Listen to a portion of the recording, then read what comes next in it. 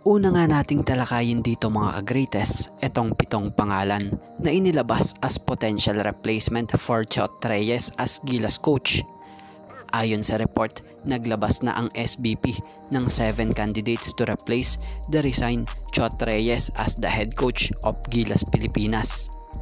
Kabilang nga sa listahan dito ay itong sila Coach Tab Baldwin na ngayon kasalukuyang coach ng Ateneo Blue Eagles men's basketball team.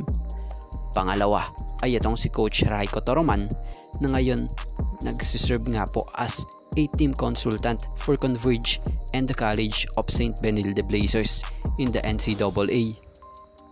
Pangatlo ay itong si Coach Nenad Vucinic who presently serve as a consultant with the Meralco Bolts. Pang-apat ay itong si Coach Tim Cone na isang most successful head coach in PBA history na kamakailan lang ay nagpahayag nang hindi siya interesado sa position as new head coach ng Gilas Pilipinas, pero di naman niya isinasara ang pagtulong niya para sa national team. Sa madaling salita, pwede siya kahit anong position, pwera na lang ang pagiging head coach dahil ngayon priority niya nga ang Barangay Ginebra. Panglima, si Coach Norman Black na nito lang ay pinangalanang consultant for the Meralco Bolts. Pang-anim ay itong si Coach Jimmy Alapag na ngayon securing an assistant coaching position with the Sacramento Kings in the NBA. Pang-pito ay itong si Coach Charles Chu who currently coaches the Blazers.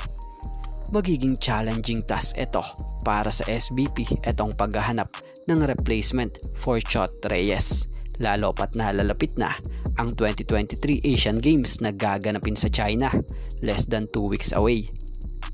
At speaking of replacement coach for Coach Chot Reyes, may isa ng coach ang willing at tumugon sa isang katanungan, at etong ay si Coach Raiko Toroman.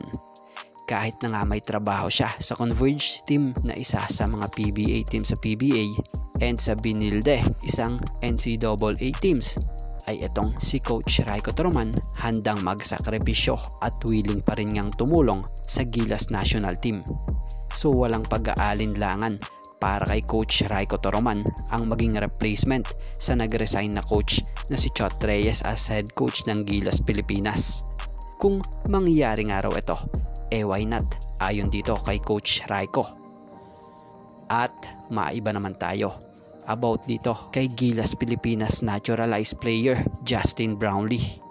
Sa ngayon nga, ang Gilas ay naghahanap pa ng mga coach. Bukod dyan, ang magiging Gilas roster na rin.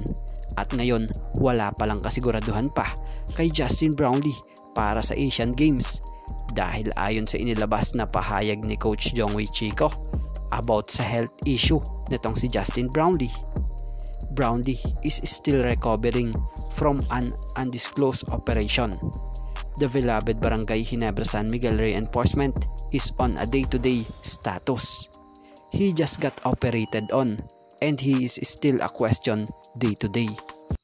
Bago ang lahat mga ka-greatest, lilinawin lang natin lahat ng basketball update natin dito. Lahat totoo at hindi puro rumors.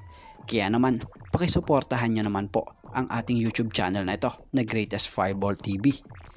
Please don't forget to like, comment, and share and subscribe para lagi kayong ma-update sa mga susunod pa nating legit basketball update.